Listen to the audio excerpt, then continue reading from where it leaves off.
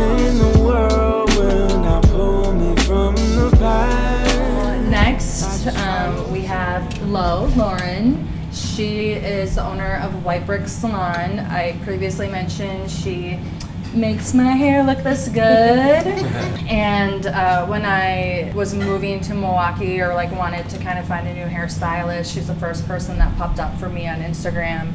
And sometimes, especially with how busy her salon is, like it takes months to get in. She said, I have a cancellation on Saturday, can you make it? And she like absolutely executed. She knew the assignment. And I've been going to her like every 8 weeks for the last 2 years. It's been really neat for me. Like I've said, she could have just opened a salon and that's all she wanted to do. Instead, when that tragedy happened in Waukesha, she was raising money to go towards the people that were impacted. The children at the Ronald McDonald House. One of my favorite events that you host is stylist meetups. Biz for babes, babes and biz. You know, saying any stylist is welcome here, any business owner is welcome here. Network, let's come together. You had mentioned someone can open up another gallery right next to me. We're not competition. And that's like kind of environment that you have created is we're all in this together. Let's learn, let's grow and connect and have fun. Her parties are really fun. Do you want to tell people more about them? Yes, so I'm Lo, and I'm going to be super vulnerable. I have a super big fear of talking in front of people, but I feel like weirdly just super comfortable in front of you guys, and I'm so grateful for you. Like, you're just so special, and I feel like the world needs so much more of what you're doing. So thank you I'm just like so honored to be here. I'm happy you're here. I opened White Brick Salon. I've had the name for about 5 years, and I started by myself in a tiny little suite. And my biggest mission is making women of any walk of life just feel so confident with their hair. But it goes a lot more deeper than that. We were able to work with people that have had alopecia, cancer survivors, postpartum, just the stress of the world with our patented extension company that we work with. But so I had the business for 5 years. I was in my little small suite for 3, and then I found this beautiful open space, and we opened about 2 years ago, and it's just such a gorgeous space. I'm like, we need to do more. I want to give back to the community. So we have, I'm trying to just like go through the year in my mind. Christmas, we do a toy drive. So last year we donated to Ronald McDonald House. Yep, Ronald McDonald House.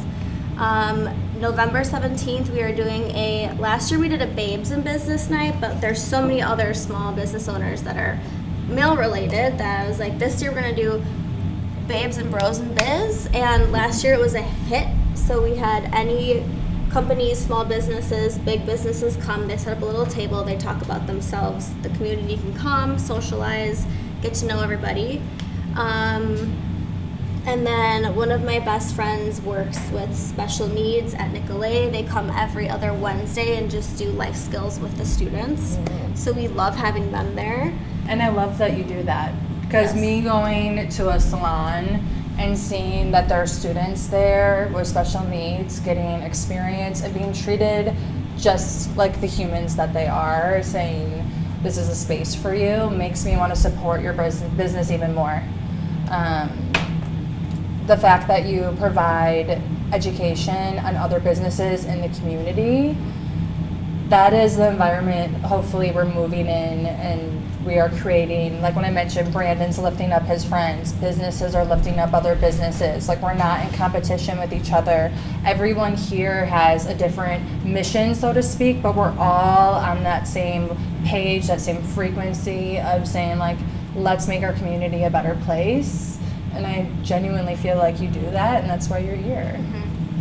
And we do I host a stylist night once a quarter, so any stylist in the industry that just needs some nurturing or some motivation, or if they're feeling stuck, they can come to us and we can kind of nurture them and help them through any struggles. You know, and I hope that with Harmonic Harvest, when our app is going, people can find organizations like you, businesses like you, because growing up in our small community, I know that maybe if somebody was interested in becoming a stylist, they would drive to Brookfield. Along with a lot of these other organizations, I would go to Door County, I would go to Oshkosh, I'll go to your event at 10 a.m. or maybe I'm not going to work out at 4 a.m. but maybe I'll come work out in general. I can do that, you know, and it's about 5. Yeah,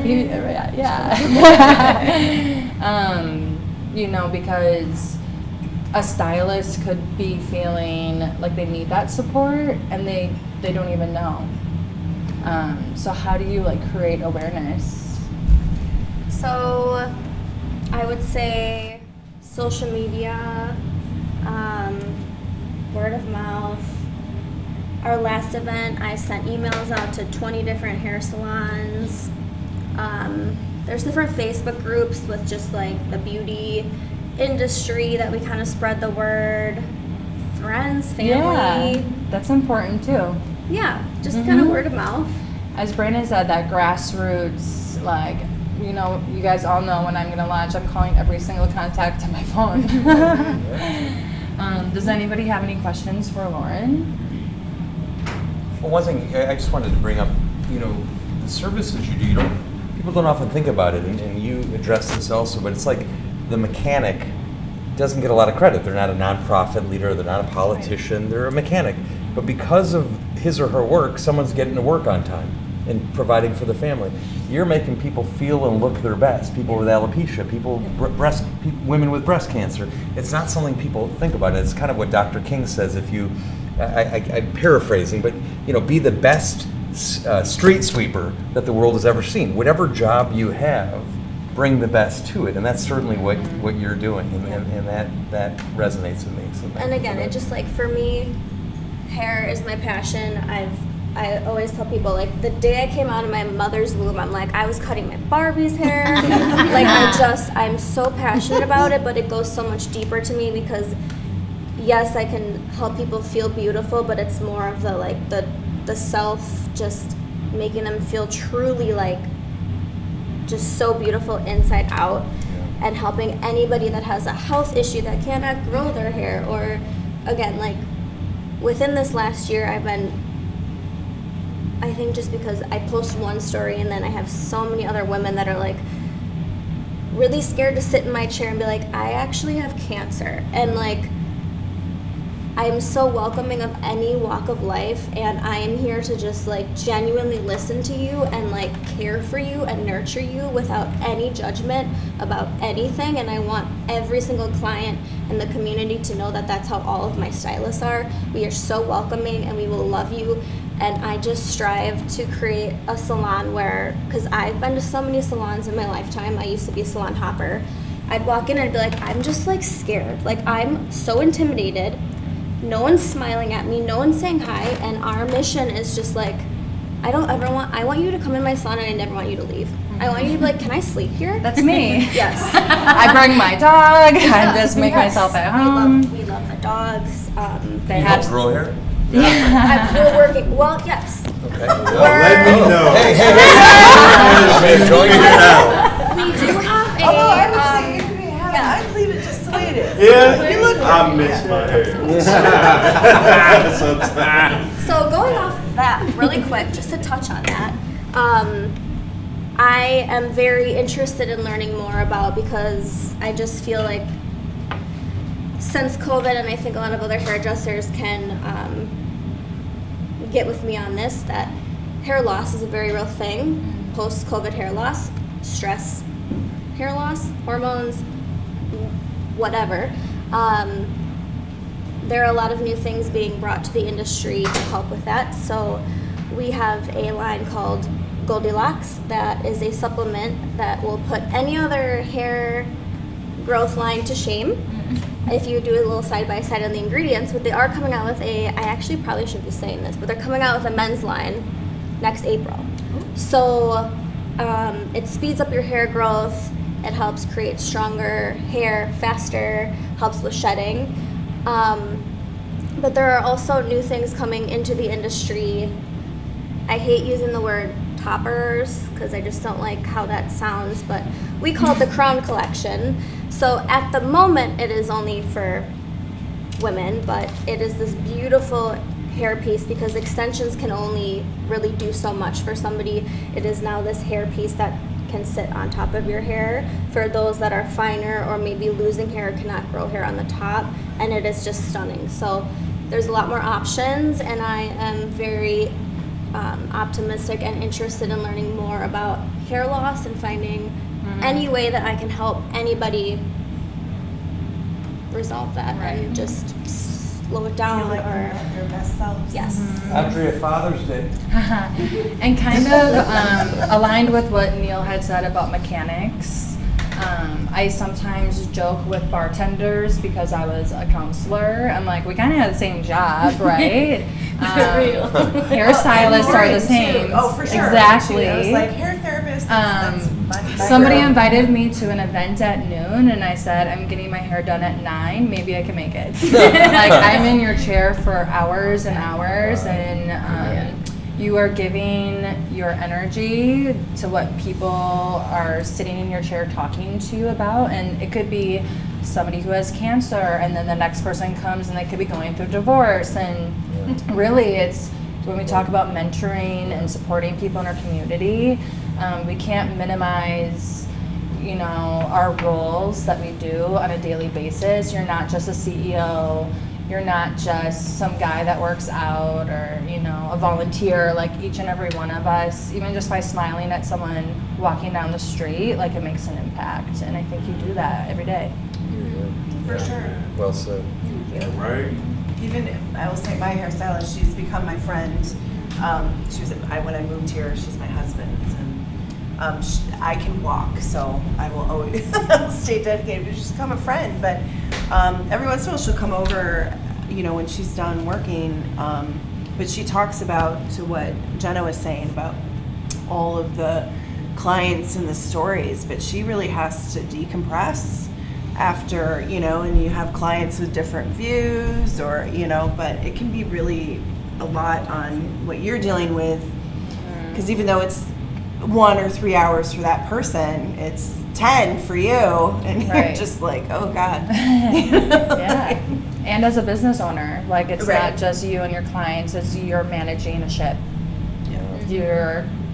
You have how many volunteers? Like, all of these people, with Solutions Recovery Inc., every single one of you are trying to, like, make sure that everything goes smoothly and we don't have control over every moving part.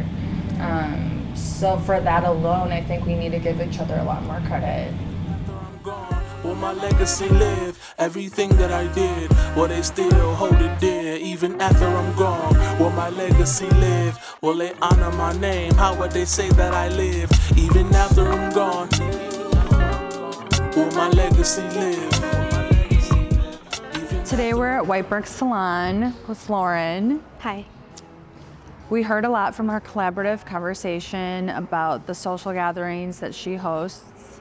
I wanted to dig in a little bit more to how she got to own this salon and why she decided to host charitable events when she could have just not have. So when did you start the salon? So I have had White Brick Salon since 2018, and I was in a suite rental by myself for 3 years. And then I decided to open here June 2021. What was it like working with other hairstylists? Like, your history with it? I mean, I love working with other hairstylists. I feel like there's so much that we can learn from a new set of eyes. And I just feel like this industry needs to stick together. And there's so much that we can all collab on. So I didn't mind being by myself, but I definitely missed the whole teamwork aspect of it. Mm-hmm. And then you went to owning a salon where you have to really cultivate a team, right? You have to hire your staff and Not just work with other stylists, but be their boss. Right, like their boss and their mother. What has that been like? It's been amazing. I feel like I've gotten so blessed with my team, and our culture is very big on teamwork. So I've always had a vision of being able to share clients without any awkwardness or clients feeling uncomfortable or the stylist feeling uncomfortable, and just really putting the team first and just being always available to help each other and get second opinions if we need help, and just be there for each other and support each other and build each other up. And it's truly not a competition here. Like, we all just get so excited for each other and celebrate each other's wins and awesome hair and repost each other's work. I feel We're that. like a giant family. It's so true. Being a customer coming in here, I automatically pick up on that. And I'm so big on vibes. And I want my clients to feel like they don't want to leave. And I want them to know how big we are on our team mantra. I think that's fantastic. How did that inspire you to do like stylist meetups? So I also just feel like there can be so much, I don't want to use the word hate, but competition in this industry. And like, why do we have to be that way? I want our salon, and I want to be a pillar for other stylists. And if I can inspire stylists to take a leap or do something that they've always wanted to do, but they've just been scared, like, I want to be that pillar for the community of other stylists out there and just show them that, like, this doesn't have to be a competition. Like, we can all support each other and we're all in this together. And I mean, that's when everything good comes out of it, is just supporting each other. I couldn't agree more. Yeah. I think what you're doing with social gatherings is lessening tension, not just in the community, but in the hairstylist community. I think it's something that all categories of employers can take on, because I feel like that competition isn't just in this industry. It happens everywhere. Everywhere. It's so true. And it just, like, it doesn't need to be that way. And I want to show people that. So if there's a business or just people that are watching this and they want to host, business social gatherings, stylist social gatherings, like, what would you recommend? I would say, open it up to anybody. It's an inclusive thing, and it's so cool to see other hair salons too. So it's like, invite people into your salon, kind of show them what your salon and culture is about, what they can learn from you. And when I have stylists come in, we talk about our struggles. We talk about things that we might not be doing great, and we just help each other, and we figure out problems, or we problem solve. And so I would just say, open it up to the community, show them your space. And I think that's really nice. I want to bring a platform that helps give that space for someone like you that wants to show your space, because it seems like within the last couple of years with COVID and lockdown, we've had to shut our doors. And for anyone that's saying, like, our door is open to you, anyone is welcome, especially if you're a stylist or someone who owns a small business and you want to collaborate, talk about our struggles, our success, and celebrate each other, be there for each other. It's extremely important at this time. it is, and I honestly feel like there's a lot of other salon owners that have come to me and they're like, I love what you do, I love all your events, like, I want to do that too. And that's my ultimate goal, is to just spread kindness and support. And anytime I see other people promoting that they have an event, I'm like, yes, girl. Yeah. Yes. That's beautiful. You just traveled to New York and stopped at many different salons along the way.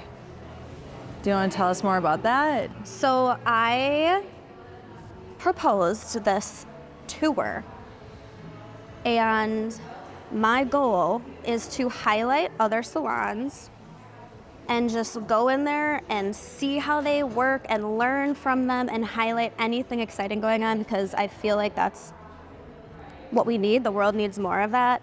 And it's just, again, it's fun to go into other spaces and see their culture and see how they're working. And just, I've gotten so inspired. Like, my list of things that I've learned from these other salons is huge on my phone. Like what? Like Carla, who does a lot of texture.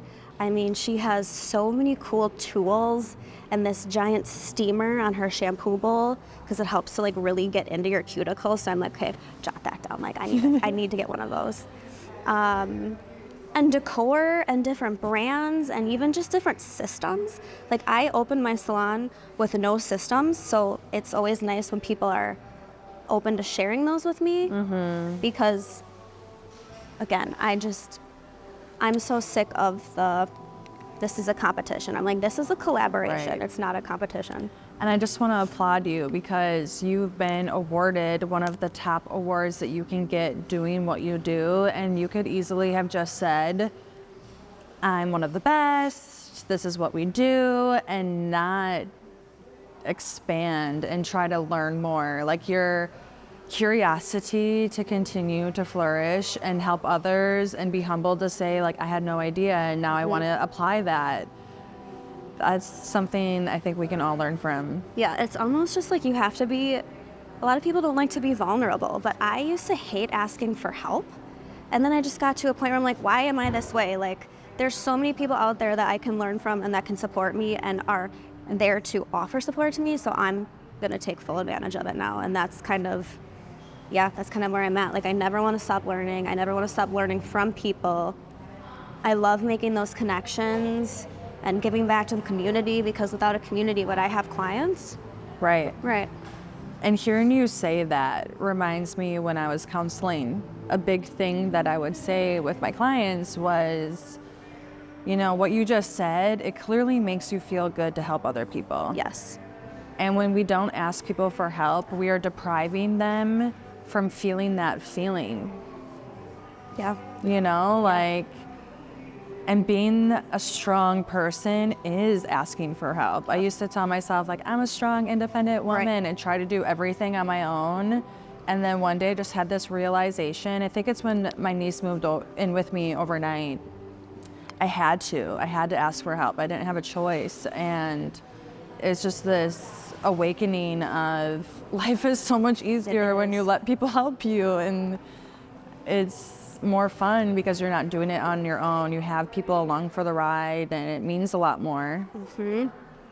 Yeah, I mean, I will always have business coaches. Like, that is one thing. I don't care how much you are. I don't care how much the investment is I am finally at that point in my life now where I'm like, if I don't know something, I'm going to find support. I will go to my coach, and I'm happy that I'm no longer like afraid to ask for help. Right. How long have you been working with your coach? So I met her at a convention January 2021, and she used to own a salon of 52 chairs and then ended up selling it. So she is, at that point, she was like my business coach. But then this year, we kind of got down to more of like the spiritual side and learning more about how I react to things and kind of more of like my childhood and, you know, the deeper side of things. So I would say she's like my life coach. Right. Yeah. I appreciate you sharing those things because it's a real version of you. It's a side that I wish I saw more of with other people. Like you said, it's hard to be vulnerable, and when we can admit that we've had to look inward and how we've overcame things, we can really help out a lot of other people with that. Absolutely. Absolutely. I mean, even just sharing our stories. Like, I also just kind of feel like people are afraid to, like, and I think that's too another reason why a lot of other stylists have reached out to me, because through this process of opening, I literally just told them, I'm like, I started with nothing. So I've learned as I go. And I think that's inspiring in a way of, you know, to a lot of other owners that might not know what they're doing but are too afraid to like ask. Right. Yeah. You've had to pivot a couple times in growing your business, right? Like some models you outgrow. Yep. Some things you're like, oh, I need to make a role for that. Mm-hmm. Yeah, and a lot of things are just like you kind of don't really know what to do until that situation happens. I feel that. Yeah. Something that I hope this inspires to the world is, if a business is watching, for example, they can see how they can use their platform, their space to give back to the community, to create safe space in our communities. And it feels really good to support a business like White Brick Salon because I've seen you do that year after year. The charity events after the tragedy in Waukesha. Unfortunately, it's been going on for a while, but especially the last couple of years, it's been amplified what we see in the news, all of the horrible things, and to know that a business is willing to say we're going to have an event and we're going to give proceeds to these people who are impacted by something so terrible, or even just, like kids at the Ronald McDonald House. I think you have a really big heart, and so a lot of people do. And it's sometimes that frame of thinking of, wait, I can host these events or I can use my space to give back, because that's not always how we've been conditioned.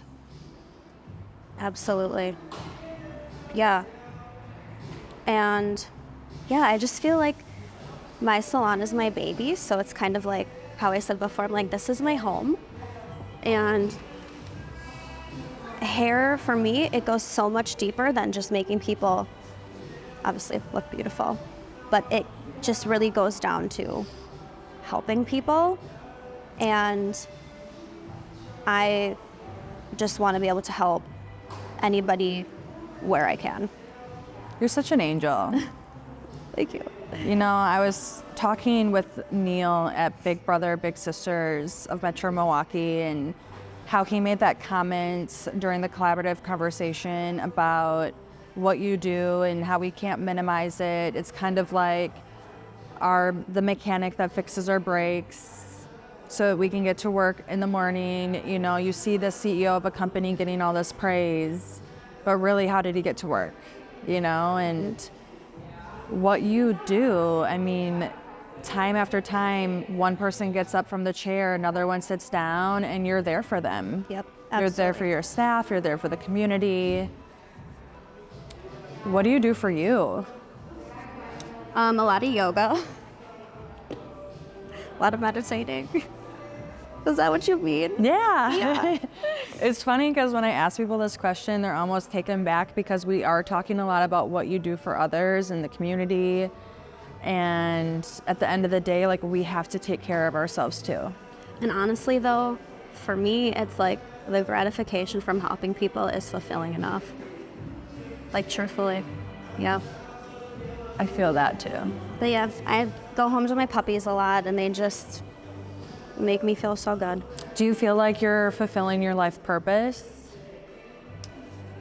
I think so. And as long as I can continue to do things for the community and have more options and grow, especially with the help of you and what you're doing, yes, because I get the fulfillment out of knowing that I can inspire people and help people, make them feel confident, and just help people to live their best life. Right. And shine where they can shine, if that's something that they're kind of afraid to, yeah.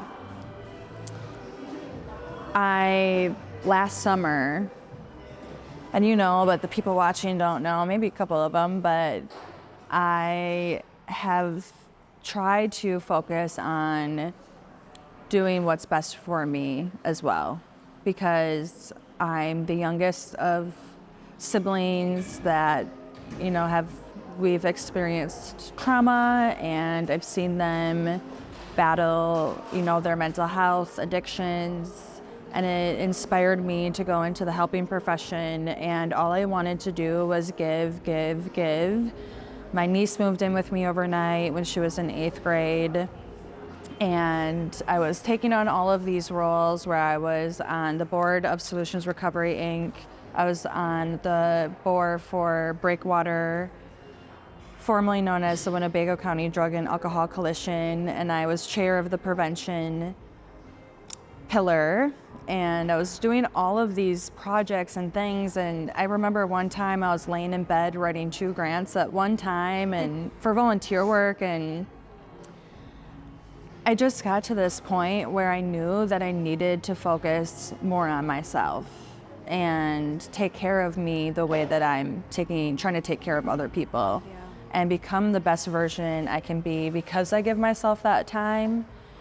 And so I entered, it's called EMDR therapy, and it's a very intensive therapy, and luckily I found an amazing therapist. She was a really good fit for me. And through working on trauma, on things that I didn't even realize I was upset about, I went in there thinking I wanted to talk about one thing, and next thing you know, it turns into another thing. And the problem is I'm very rational, so I tell myself things like, everything I went through in my life makes me who I am today, so I'm happy who I am today. I'm grateful for those things, even if they were hardships. And then my therapist will be like, no, like, you need to hug your inner child. You need to get to the root of this. You can't keep being the strong one all the time. Like, face it, like, really get to the root of it. And one of the things was, I'm born on my dad and my grandpa's birthday. And every year on my birthday, because my dad, when I was 1 year old, went to work one day and he never came home. So every year on my birthday, I would think about, is he thinking of me? Is he gonna even call? Is he gonna send a letter, a card? And even if it was for just like a second, it would pop up in my mind. And after working on myself and all these things, I really asked myself, do my values and actions align with my beliefs? And my beliefs are to forgive people and to let things go, to have compassion for people. And I'll get into it a little bit more, or I already did get into it when I talked about genealogy a couple episodes ago, but I just think about everything that my dad has been through, and I just have so much compassion for him and the struggle that our family lineage has lived, and I forgive him. And my intuition told me that I needed to let him know that I forgive him. And I haven't talked to him. I mean, the last time I remember reaching out to him is when I wanted to get my driver's license and my mom couldn't afford it. And I emailed him, I found his email, and he basically didn't say anything back. And I told myself I was gonna do everything without him moving forward. So I email him, I message him on Facebook, and I just let him know, like, I forgive you. And the last 2 years, he was the first person to wish me happy birthday on our birthday. And last year was the first time, and I didn't know how good it was gonna feel until it happened. And I'm like, wow, I didn't realize I needed that. I mean, they say forgiveness is the first part of healing. Seriously, and now I'm working at Harmonic Harvest, and he's there like rooting for me. And it's just like things that, like, it never would have happened if I would have held on to resentment, if I would have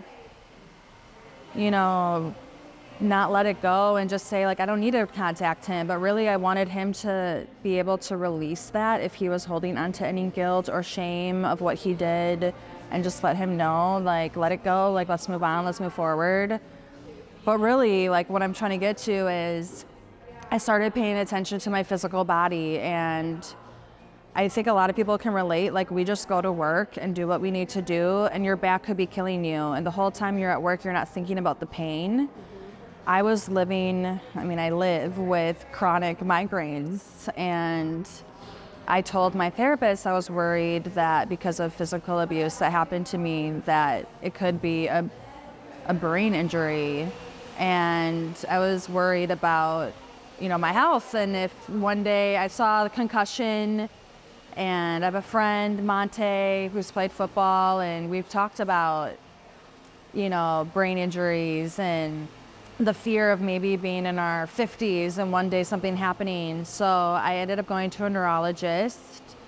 I got an MRI. They told me a bunch of different things that we don't need to get into right now, but overall I'm fine. But at the time, I mean, really, I found out that I was living with absentee seizures, which means 10 seconds can go by and I'm having a seizure and neither of us know it. I could be talking to you and maybe it just seems like I can't think of what I'm trying to say. Yeah. And it led to me having to get my extensions taken out. And I needed that done like tomorrow. And I know you're booked up like months in advance. And the fact that I was able to come to you and be like, I need help getting, my hair removed. And I obviously have these extensions in because my hair is very fine, it's very short. And it's such a crazy feeling what you go through with hair. I know a lot of people can relate when you're losing hair, all the things. So I just want to thank you again because it's more than just doing hair. It's more than just providing safe places that reduce tension in our community. You are like individually like lifting people up like one person at a time throughout your day. And I appreciate that. Thank you. I mean, you have just an inspirational story. And I will say since COVID, I've been blessed that women that do have health issues have felt comfortable coming here because it's so great to be able to help them and even just offer them different options that they can do with their hair, different types of extensions, different crowns that they can wear, and just having their trust that they are in a safe space, that they can share anything they need to with us, and we're here for them. So thank you for trusting me. Yeah, it means a lot. And what do you hope to do from here? I hope I am going cross country visiting salons, but I would love to do more community events. Not just in here. Like, I want to host community events, but like I want to be taking the girls in the salon to other events and just more just helping other people and charities and finding more charities to help and families to help and women with health issues or postpartum or So I thank you for choosing me to be a part of this because I am really, really excited for all the doors that this is going to open for not just me, but all of the everyone. nonprofits Cool. you're working Everybody. with. Everybody, yep. So season 1 has really been a pilot for me and figuring out how to create a grant and not just help nonprofits, but businesses and individuals like Zach with Muscles for Mels. So many people are waking up just trying to make a difference and make our community a better place. And so thank you for completing the grant.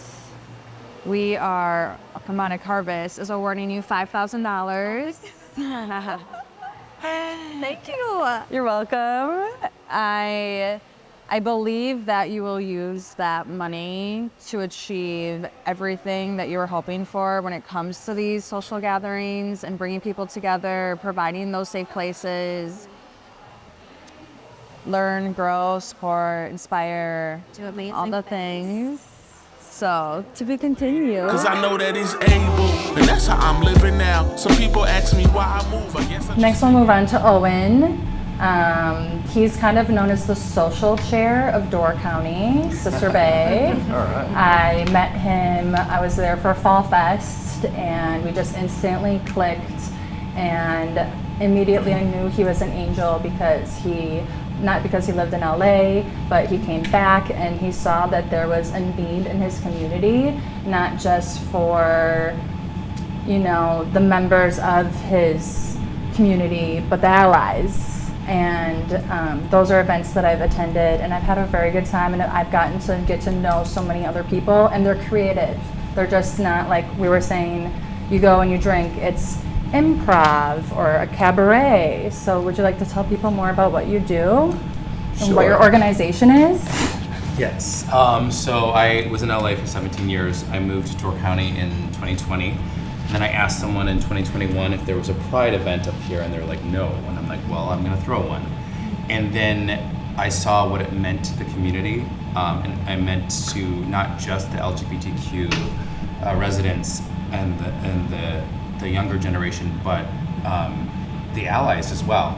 And I had this older lesbian couple come up to me in tears and asked if they could hug me, and said they never thought in their lifetime they would see something like this up in northern Door County. And I knew right there and then that I would have to do something more than just throw a pride. And then that's when I applied to become a 501c3, and Northern Door Pride now has been going strong. We got our status early in 2022. And we have 4 big main events. We have obviously Pride in June. We have our big Halloween party. We have our Huggin' Night at the bowling alley, which is a charity event that we raise money for a local charity. And then we do our cabaret, which Jenna has been to 2 of them now. And those 4 big events are also sprinkled in smaller, mixers. We volunteer a lot for, Door County is a huge hotspot for volunteering for different events, whether it be a race that's up there, or Christmas Kindle Market. So we're really involved in the community. I go to school board meetings and talk about issues that are having to do with especially trans youth at this moment, because it's the hot topic. And one thing that I found very helpful when starting a nonprofit, because it was the first time I've ever done something like this, especially because LA, 17 years, I couldn't do much than try to live. And so I was watching this video, and the one thing that I found strikingly, impactful was, the reason why you start a nonprofit, if that problem is solved, does your nonprofit still exist? So if you're starting a nonprofit to cure the homelessness in a city and all the homelessness is gone, what is the point of your organization? And let's just face it, there's not a ton of LGBTQ people up in northern Door County. There's not a ton of people, period. And so what I sought out to do is not only foster a safe space and be a beacon of hope and light for LGBTQ plus residents and kids and teenagers, but also encourage the community to be the best version of themselves. And that is something that we really, really highlight in this organization, is encouraging people to be their authentic true self, whether it be LGBTQ plus or anything beyond that. I think, growth is stifled with toxic masculinity and expectations and boxes that our families have tried to put us in. And so Northern Door Pride has come in and said, hey, be you, be true, and be kind.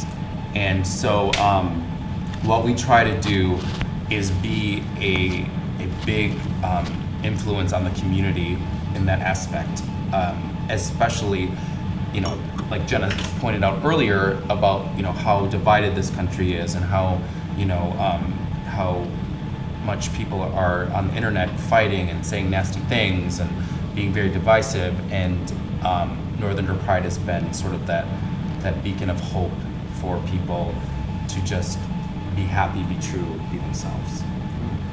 Thank you. Does anyone have any questions for Owen? I have a question for you, Owen.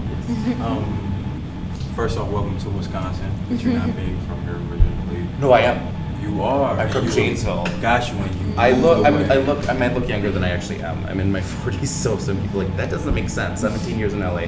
I moved right after college. Got you. Okay.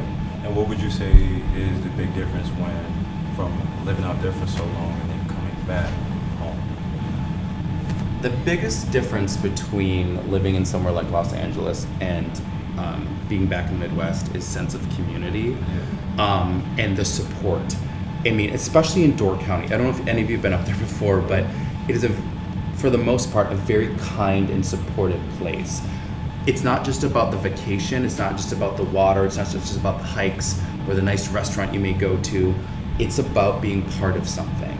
And the locals up in Door County really thrive on that. Like when you come there, you come there not just to go to Fall Fest and party, but you now come all the time to be part of something. And that's what I lacked in LA. I lacked a sense of community. I lacked an ability to make a difference. And I think in big cities, we get so drowned. I mean, I don't know what it's like in Milwaukee because I haven't been in Wisconsin for a long time, and I do love Milwaukee, but I don't know what it's like to live. But I'm sure it's not as big as Los Angeles in a sense of like being drowned out. But I know that the Midwest has definitely more a sense of kindness and community than LA ever did or will. I don't know. Something Owen resonated with me. So I ran a charity for children with AIDS in my 20s for 20 years. And when you talk about what does a charity do when the problem is solved, and it's not that HIV has gone away, but we went from a time period where there was no medicines for children with AIDS, where now literally they can take one pill, and mother-to-child transmission, if the mother has HIV, she doesn't pass it on anymore. It's virtually eliminated. And so our summer camp that we nurtured for 18 years was at the point where we could go out of business, but we looked at our core competencies, which were providing community, providing experiences, providing liberation to children that were the victims of discrimination and hurt, medical situations, and now the organization has gone from Camp Heartland to One Heartland and Camp True Colors for LGBTQ kids. We found another group that was suffering slings and arrows of discrimination. So what you said really resonated with me, that organizations can evolve. It's great when they go out of business if you're not needed, but if you're an organization that builds community, why not find a new community that you can help? So thanks for sharing that. Yeah. I also want to brag about Northern Door Pride. We keep talking about this cabaret. The first one I went to, it was an absolute success. It was a hit. There were a lot of people that I talked to that I met in the area who said, I never would have done something like this because it's Owen, I'm gonna go. And I think that just shows like how much you make a difference. It's not always the event or your mission. It's connecting with people and saying this is something that I'm doing, and somebody saying like, like what you mentioned with Zach, I never would Google like a fitness charity, like my brain just wouldn't have thought of it, and hearing about it, I'm like, of course I want to come, of course I want to support. Or maybe because I know you, like, okay, maybe I will work out, you know, like, and so the second one that I went to, I told him, I'm like, you need to have a bigger location and 2 nights, because there were like 3 rows of standing room only, because they got so many more people than they had ever anticipated. So it's just growing and growing, and I feel that for everyone at this table, like, and the people that apply to my grant, I just want to like take it and just keep pushing it forward, because like we're not stopping here. Well, Owen, I'm appalled at all the schools and cities and now even states that are banning books. I read about one school that won't allow any books that have anything to do with gay parents. And you know, how are you received by, you know, my hunch is that probably northern Wisconsin isn't as open as maybe Milwaukee. You know, have you Yes, we've had experienced prejudice? Yes, we have, but it's mostly on the internet, and so the community is very supportive.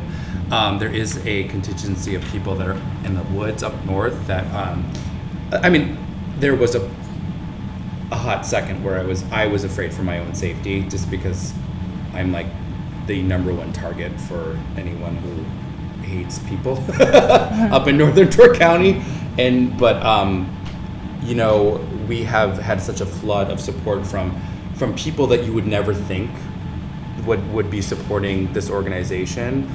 Like, for instance, Husby's, where actually Jenna and I first met, is a sports bar, super masculine sports bar. And the owner is one of my best friends and has gone on record supporting Northern Door Pride and has said, you know, there's no room for this kind of stuff. Going to school board meetings and talking about the gender non-conforming bathrooms, there was a hate group called GAG, Gays Against Groomers, and they come to school board meetings and they disrupt and they spread their vile lies and hatred, and they twist words, and they weren't met with any sort of acceptance. They were like, okay, you can stop now. Thank you. So we're moving forward. I think the most troubling thing about those kind of people is that they are sort of getting together behind closed doors. They're communicating via social media and Facebook groups or emails or whatever, and they're sort of how do you say it? They're coming together. They're Organizing. They're organizing via, and we just live in a world now where you just never know, right? You never know who's going to go into a school or a movie theater or a music festival with a semi-automatic weapon, and you just never know. So I'm always ahead of the game. My best friend from childhood is Special Forces military. He comes up and he protects the entire. And then we had an off-duty police officer last time just to be safe, because you just never know who's going to take it to that level, because they can talk all day on the internet and but you just never know. Right. They actually leave their house. Yeah. Right. And I'm happy that you mentioned that, because that was also another inspiration for Harmonic Harvest. I know that in the communities there are these places that exist that you're welcomed, you can tap into your passion, you can start healing, you maybe find a mentor. But especially during lockdown, you're like in comment sections, and sometimes you do feel outnumbered. So that's why I said we're weaving silver linings, and that's why I said it's a harvest, because I'm gathering the people that are doing that work and saying, like, they might be loud, but like, we're not behind the screen, like, we're coming together in person, and let's see how far we can go with it. I'm not sure if anyone else has experienced discrimination at their social gatherings, but that's something maybe, like, even once we kind of get to know everyone a little bit more, we can get into again. Hi everyone, I just wanted to come in and say that despite how long these videos are, unfortunately, there's not enough time to dig deeper into some of these really important conversations that have been talked about in this season, and one of them is how Northern Door Pride was the only grant recipient who talked about needing to have protection at their gathering, and the fear of you don't really know who might take it from behind the screens on the internet to attacking their social gatherings. And we see that even now at parades or concerts and so on. And I just really want to advocate that, yes, we can have different beliefs. It's how we go about that conversation. And no one, people that think differently than me, etc., nobody should be in fear that they will be attacked because they think differently. So I'm really trying to create a safe space for people to show and highlight the work that they're doing, so that we can figure out how we can work together, so that we can support these people. We can learn a lot from Northern Door Pride and what they're trying to accomplish. Their mission is, trying to accept and let everyone be true to who they are. So let's get into Owen's one-on-one. All the darkness in the world will not pull me from the path. I just follow his hands. Hi, Owen. Hi, Jenna. Welcome to Milwaukee. We're at Cheers. QA Wine Merchants Whoa. Yum. down in the 3rd Ward. I appreciate you coming back here after the collaborative conversation. Now that you've had some time, what did you think about that experience? It was so awesome to meet all those people doing different facets of what your goal is with Harmonic Harvest.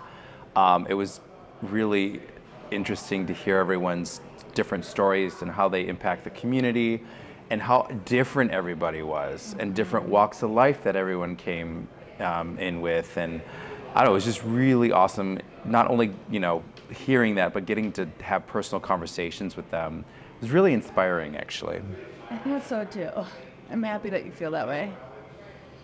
I love new experiences. I hope to inspire other people to not only find maybe social gatherings that will help trigger a new passion, interest, hobby, or, let's go so I can understand other people better. that maybe I know nothing about.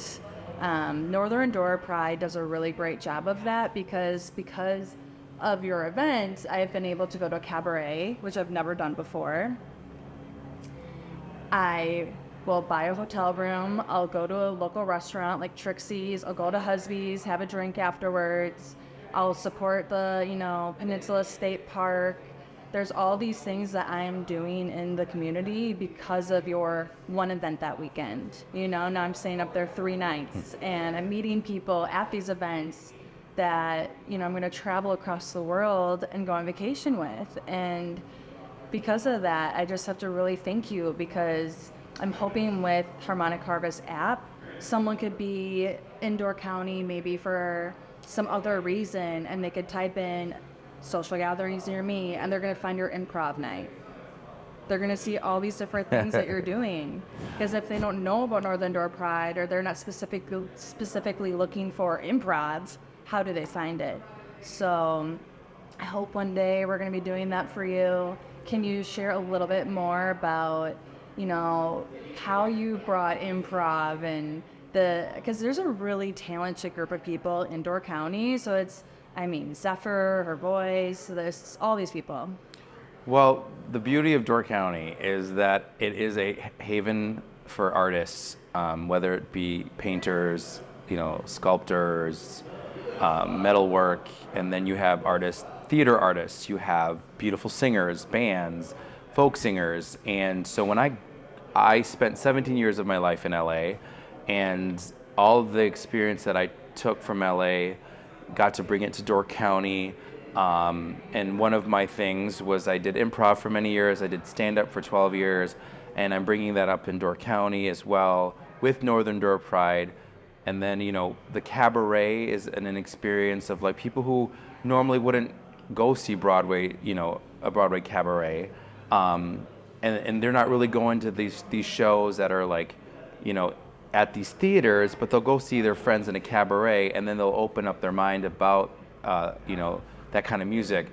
What I love about, these events is like improv. Once again, you're having these people who are laughing together, and who would never be in a room laughing together, and that bonds people, So the Knobs, which is the improv troupe, has been such an amazing godsend to the county. We just had our 1-year anniversary show, so we're kicking butt. We have a show tomorrow, actually. I'm doing a 20-minute stand-up set which is going to be exciting. I love it. But yeah, I think when I went to Door County, I finally got to be the best version, a better version of myself. Because what is the best? You always try to be the best, but you always try to be a better version of yourself. And when I moved to Door County, I finally got to start doing that, because in LA, I was just in the grind. I was going to auditions every day, in traffic, waiting for my agent to call me on the next thing, and then like trying to break through, and then, part-time working at a restaurant, part-time teaching classes at a gym. And I never felt fulfilled. And now finally in Door County, I'm able to like help create more community, support the LGBTQ plus community, make people laugh, bring joy to people's lives, and have these events that will bring people together from other walks of life. And I think someone actually asked me last night at this wine bar at Trixie's that I work at, this restaurant that I run, and this woman asked me, she's like, "What is your passion?" And I, of course I want to say the arts, but then it's like, honestly, like, I think building community is a passion for me, is like creating a community, a safe space for all, and being a beacon of hope for the underrepresented, and make sure that they know that they're seen, they're heard, and that they're loved, and that they're just as much as part of this community as everybody else. Right.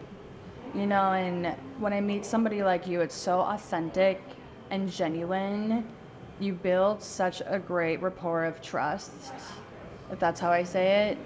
And I genuinely, you could say, I meet you, and you're like, you need to go to Ephraim Coffee Lab, you need to go to 1211. I'm going to go there blindly because I trust your judgment, your opinion of these spaces. I want to see the places that inspire you, that make you happy, that you want to go to all the time. So really, like, you're this beacon of light. I have friends that are going to Door County, and I could say, like, Owen can guide you. Because you're constantly connecting people, bringing them together, and it could be a boat day. Like saying Door County is amazing. Have you experienced the water up here? Because I always go up in the fall, and I obviously don't have a boat, so I can't just go do that. And then you can gather 5 of your friends with boats, and next thing you know, it's all these people having a good time. And to me, like, that helps mental health. That is huge. Little moments like that to me are huge. Those are memories that we could be in our 80s, and I'm going to talk about boat day. They're fun. Seriously, and I just think that the fact that you moved here from LA and you wanted to start something, what was it like trying to gather people, find people for your board, and get it up off the ground? I think because I moved during the pandemic, so it was 2020 when I moved to Door County, that like people were itching to do something and help. And so when the restrictions started lifting, the amount of support in the community I got when I threw the first Pride was overwhelming. And it was so beautiful to see all these people come together and come up, donate these raffle prizes, volunteer to bartend, volunteer to set up, and be part of this amazing event. And Door County is nothing short of amazing when it comes to, rallying and supporting each other. Mm-hmm. And I think one of the reasons why I want to stay in Door County, and I would love to make this my forever home, is because of that. Don't get me wrong, I love big cities. I miss a lot of aspects of a big city, but living in Door County, living in such a small town, especially when the tourists are gone, it's a very small community, and the amount of support and love that we have for each other, and we all try to support each other as businesses, each other's events, and see that. It's awesome. It is. It's like a family. It really is. It is. I mean, it is like literally the complete opposite of LA. I mean, I had a lot of amazing friends and family in LA, and everyone was spread out. But I mean, we want to talk about polar opposites. Door County and LA, definitely. Everyone that has came, and there are 4 organizations that weren't able to make it. I just did one-on-one interviews with them, and some of the people that came, we got to touch more on their interview about who their organization is, who they are. And when I think about this interview today, I'm going to be honest with you, I kind of want to get into it. Okay. Because you have a more controversial realm in the sense of people really can judge and stigmatize and put their belief systems onto what you're doing. And right now there are people around the world that are being killed for who they love. And you're really taking a stand to say, I'm creating this space for people. And so I really want to advocate for you, for your organization, anyone who's doing something like this right now, because Harmonic Harvest, we don't stand for judgment, bullying, putting your conditions on other people. If anything, I don't think that we should just label you as somebody who's gay or whatever your identity would be of who you love, your preference and whatnot. I don't think we should label people specifically off their race or their religion, because we're so much more than that. So getting into it, but also let's know more about who you are, because this isn't just who you are. There's so much more to you than that. So now that I said all that, what do you think? When I started Northern Door Pride, I think it was more than just the, I don't want to say run of the mill, but you're an LGBTQ organization, and we are focused on support within the community because there is so much underrepresentation in Door County where I live, and there's a lot of parents who have LGBTQ kids, and there's people who are scared to come out, and there's people who are scared to, be themselves. And so I wanted more than just to be an advocate and be a voice for that minority in our community. but also inspire the rest of the community to be themselves and be true to who they are. I think it's more than just, like you said, identifying through your sexuality. I'm not a gay man. I'm Owen, who happens to be gay. And I think when we define ourselves by sexuality, because the world tries to make us do that, and it's a point where I want to get in the world where everyone, their sexuality doesn't matter, and who they are and how they treat other people and what they do for the betterment of their community. That's what defines them, not who they sleep with or who they love or how they identify within their gender. So I think beyond an LGBTQ organization, Northern Door Pride is there to inspire the community to be the best versions of themselves. And I know for myself, as being someone who has had friends in every walk of life, every identification, every religion, every ethnicity, that we all can learn stuff from each other. And if we get past these things that are like surfacey and go beyond that, we can all learn, and to not only learn from each other, but also respect and love one another.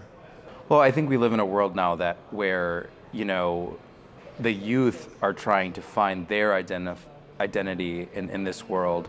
And the older generations, I think, you know, are fighting to keep these parameters, these boxes. And, you know, it's unfortunate that there's a lot of hate going on in this country right now, especially on the internet. People are very vocal and spreading hate. And, you know, I think what's beautiful as we watch these younger generations come up through, and they're just showing a little bit more acceptance and tolerance, and they don't care. They just like, whatever you identify with, they're like, okay, fine, whatever. And then they just, you know, they go about and live a life of acceptance and, you know, celebrating the positive things in life, as opposed to focusing on these walls that we put up for each other, as these barriers that were these, you know, we constantly want to label people, label all the time, label.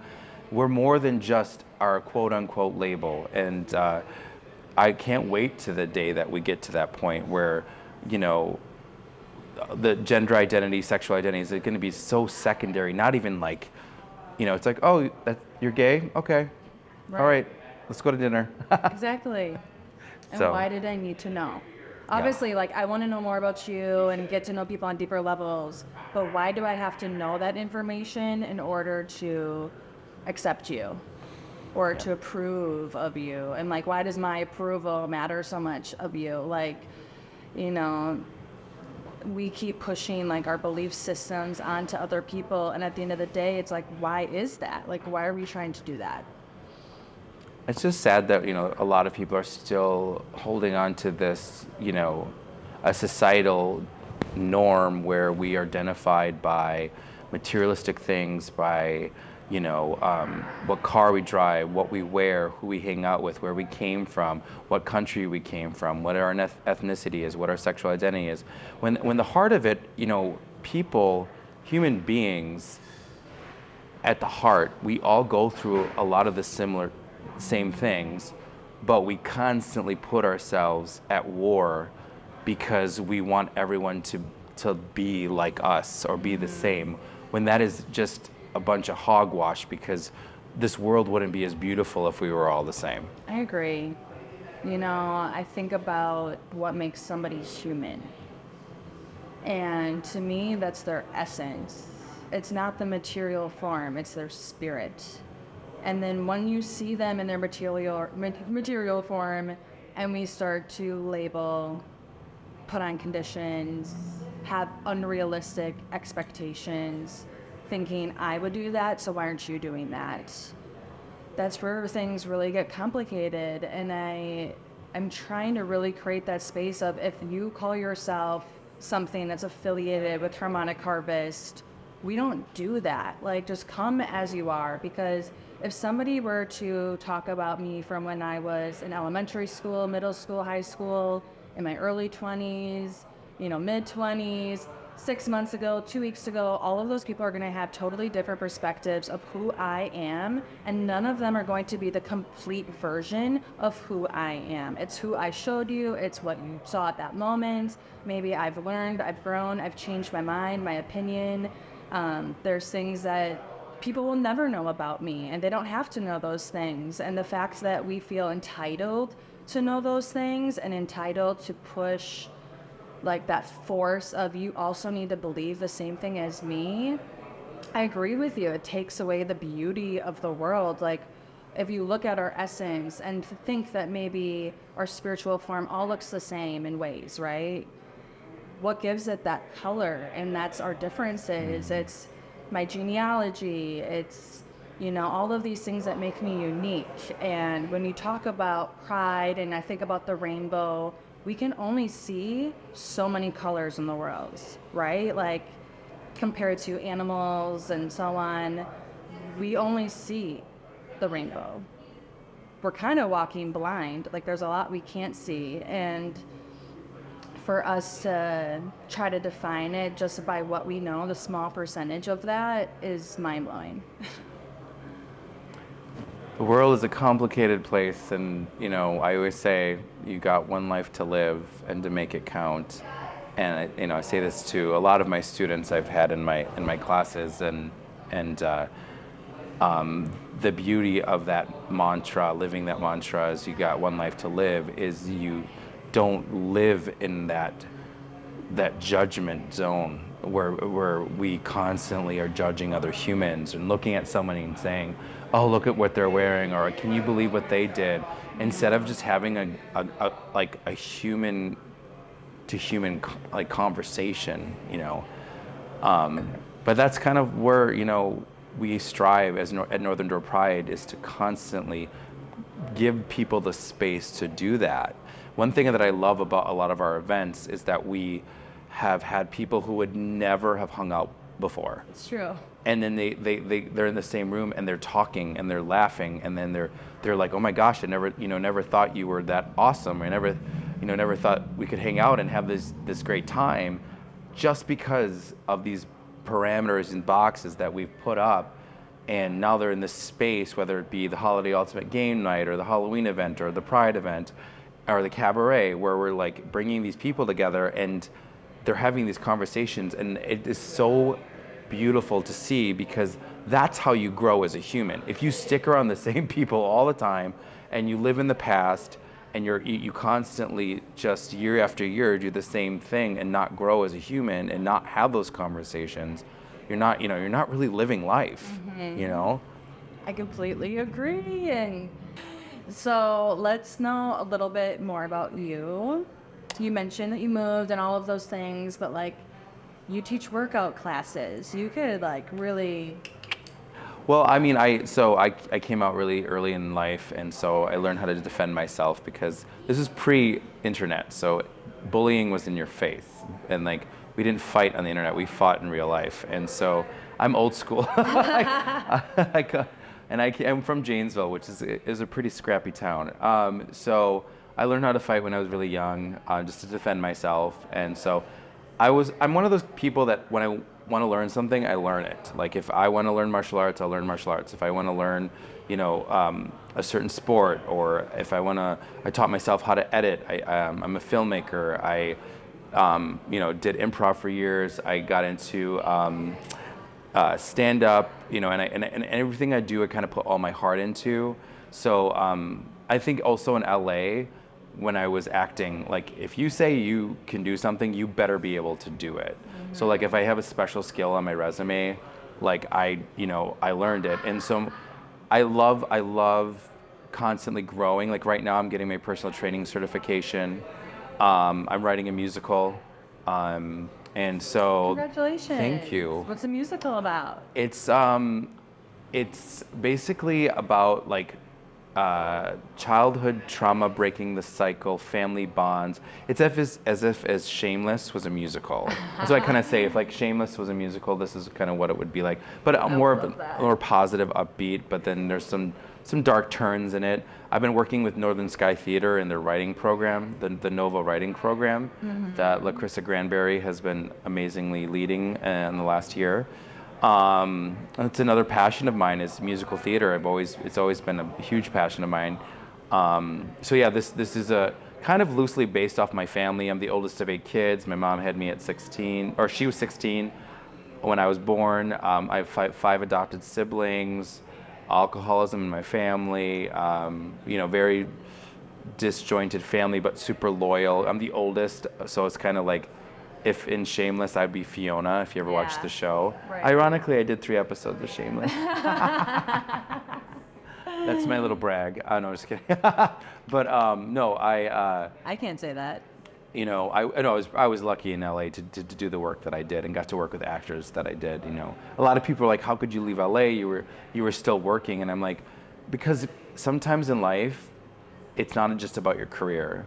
And I was turning 40, and I was like, this is not where I wanted my life to be at 40. Like, still getting acting jobs every couple months, working at a restaurant, teaching classes. All my friends were getting married and having kids, and I was like, I know I'm half Filipino. I look young for my age, but my ass is 40. I gotta get out. So that's when I decided to get out of LA and start a life that I knew I wanted more of, which is community, which is more of the beauty of the Midwest, Midwestern people.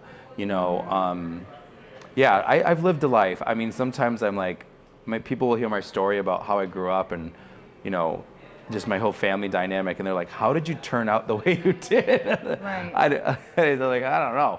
You're a warrior, like you have overcome so much in your life, and you've been such, I keep saying inspiration, but it's true, because we can overcome anything that happens to us. Like, we can heal from things, we can grow from them, and sometimes it takes a lot of work. It doesn't happen overnight, but by opening up with your friends and you're being really vulnerable by sharing this with everybody, like, that's helping people that are watching, being like, wow, like, she came from a lot, and we're gonna watch this musical one day to know more, and I can overcome stuff too. Like, I can even start something in my community that brings people together. I could do an improv night or a poetry reading or workout class. Like, it doesn't matter what you're doing. You can go into any community and say, I want to bring people together who's with me, and see who will back you up and go and get it done. Yes. Because you did that. You showed up in a community and you're like, you know what? Let's create this space. And I go to these events and I see all these people volunteering, showing up, blood, sweat, and tears, joy and all the things. And that came from will, and somebody saying, I'm going to do that. And, I appreciate people that follow through with their word. And to that, I'm going to cheers you. Thank you. I appreciate that. So I really appreciate you coming again. We got into a lot of it, but it really is important to me that we had that conversation, that we're not just our roles. You mentioned being half Filipino. What else are you? I just got my DNA done not that long ago. Cool. Because I didn't know what I was. And my mom guessed, but she was completely wrong. I'm Scottish, British, and Irish. She thought she was part French and German. Not 1% of me is either of those things. I think I was mostly excited about Irish because I love Ireland.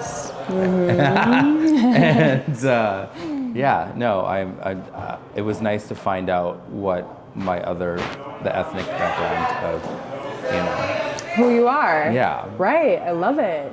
And Owen actually asked me to go to Ireland with him last year, and we did. It was amazing for both of us to be there and know that our ancestors come from this place. It's almost like, have our ancestors been hanging out together? Like, you never know. Like, here we are now, like seeing the Destiny Stone and all these cool monuments. It was so beautiful. We even got tattoos in Dublin. Yes. So, right there. That's right. So, thank you for completing the grant.